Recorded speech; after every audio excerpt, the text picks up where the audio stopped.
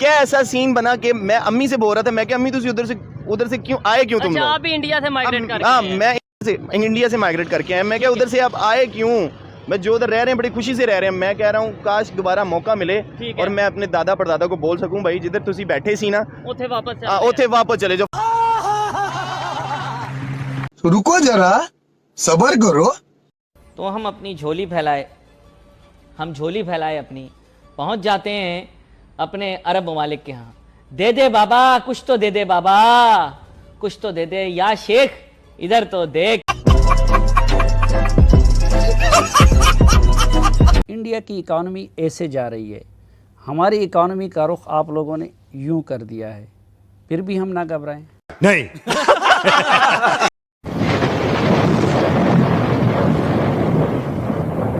पाकिस्तान की इकोनॉमी के हवाले से क्या समझते हैं? पाकिस्तान की इकोनॉमी ग्रो क्यों नहीं कर रही है? जीडीपी ग्रोथ क्यों कम है? इकोनॉमिकल उस तरह ग्रोथ क्यों नहीं है? यार देखो, इसमें ना बहुत सारी बातें हैं, ठीक है। ये अभी का मामला नहीं है, पुराना चल रहा है। क्या वजह क्या है? वजह क्या है यार, बताएं वजह। बेहतर है ना बोले तो बेहतर है। बता दें क्या क्या वजह? बताएंगे यार, बस बात ये है कि सबको मालूम है ये बात तो।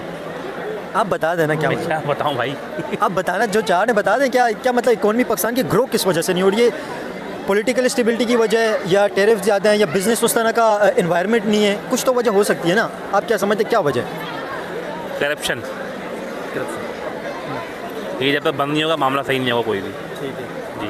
अगर करप्शन रुक जाए तो फिर कहाँ रुकेगी, पहले कभी रुकी तो बिजनेस जो सारा ग्रो नहीं कर रहा है, इसके पीछे सिर्फ एक वजह करप्शन है। और क्या है, करप्शन तो है। और क्या वजह सब हो सकती है? बस यार, बस नहीं, ज़्यादा बेहतर है कि ना बोले तो बेहतर है। आप कुछ बताना चाह रहे हैं लेकिन ठीक है। आप क्या समझते हैं पाकिस्तान की जो इकोनॉमी है, जीडीपी ग्रोथ एशिया के दूसरी कंट्रियों के साथ अगर कंपैरिजन करें, बांग्लादेश के साथ, वियतनाम के साथ, इंडिया के साथ, चाइना के साथ, तो पाकिस्तान की जीडीपी ग्रोथ अगर देखें पूरे एशिया के अंदर सबसे लो है। इसकी क्या वजह समझते हैं आप? अगर हालांकि 60s और 70 के अंदर देखें तो पाकिस्तान की जीडीपी ग्रोथ पूरे एशिया के अंदर चाइना से भी ज़्यादा बेहतर थी। चाइना भी पाकिस्तान से पीछे था। क्या ऐसी वजह कि इस वक्त पाकिस्तान की इकोनॉमी स्ट्रगल क्यों कर रही है? अस्सलाम वालेकुम। सबसे पहले मैं बताऊं कि आपने कहा 60s और 70s में पाकिस्तान की जीडीपी ग्रोथ बहुत अच्छी थी, तो और चाइना जीडीपी ग्रोथ नहीं, पूरी इकोनॉमी भी अच्छी थी। इकॉनमी भी अच्छी थी। उसकी कुछ वजूहत भी थी कि हमारा उस टाइम पॉलिटिकल मसला और सारी चीज़ें हम सब वन पेज पे थे। और आजकल जो नाउ डेज जो हालात ख़राब हैं तो वो एक दिन में नहीं ख़राब हो गए, वो ख़राब किए गए। लेकिन अल्लाह का शुक्र है कि अब एक अच्छी पॉजिटिव साइन नज़र आ रहे हैं। और ये हमारी जो इकनॉमिकल ग्रोथ है ये एकदम वन नाइट या वन डे में सही नहीं हो सकती। लेकिन अब जो गवर्नमेंट काम कर रही है, स्मॉल इंडस्ट्री के ऊपर काम कर रही है, हमारे और भी चीज़ों के जो इकनॉमी के साइन हैं वो पॉजिटिव की तरफ आना शुरू हो गए।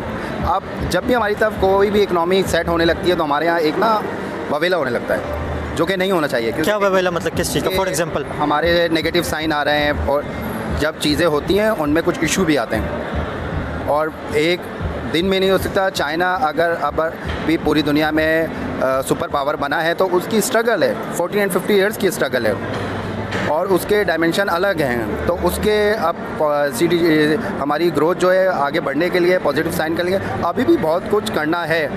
अभी सिर्फ मुस्बत साइन आना शुरू हुए हैं, लेकिन उसको डेवलपमेंट करने में अभी भी हमें 5 to 10 ईयर्स लगेंगे।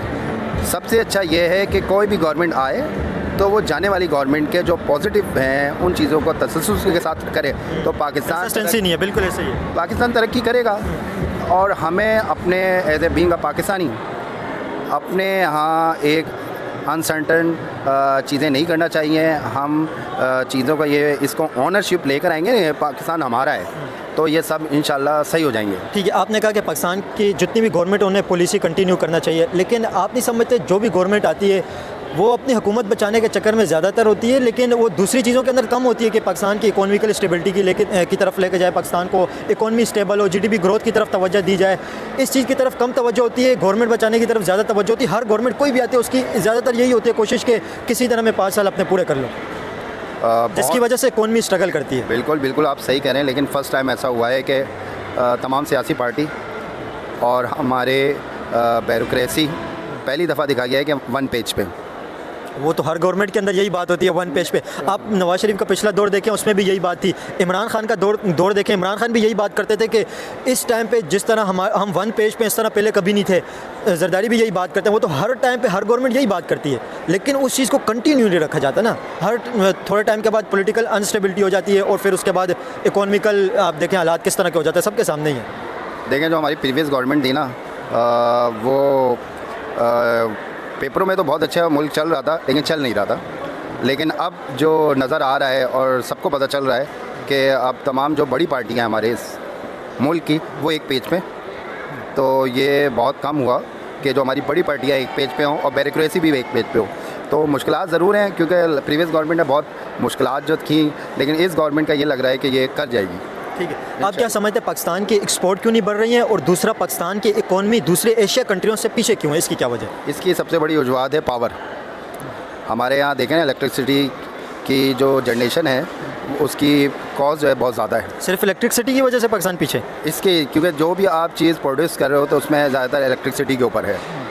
तो दोस्तों ये थे पाकिस्तानी के रिएक्शन, और आपने वीडियो के अंदर देख लिया ने पाकिस्तान का क्या हाल हो गया है। मतलब पाकिस्तानी ये कह रहे हैं कि जिन्ना ने पाकिस्तान को इंडिया से अलग करके क्या ही उखाड़ लिया। आज 75 ईयर हो गए हैं, लेकिन पाकिस्तान के पास कुछ भी नहीं बचा है। पाकिस्तान की पूरी इकोनॉमी बर्बाद हो गई है, और अब इतना बड़ा एनर्जी क्राइसिस आ गया है कि पाकिस्तान के प्राइम मिनिस्टर को भी समझ नहीं आ रहा कि पाकिस्तान को कैसे हैंडल किया जाए। और ये बात पाकिस्तानी पब्लिक बहुत अच्छी तरीके से जान गए है कि हमारी गवर्नमेंट और हमारी आर्मी को अब समझ नहीं आ रहा कि पाकिस्तान को कैसे हैंडल किया जाए।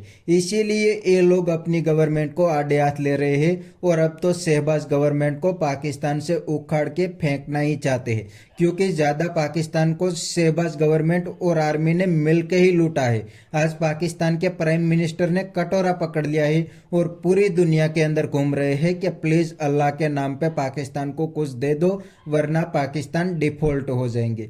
तो बस दोस्तों, आज के वीडियो में इतना ही।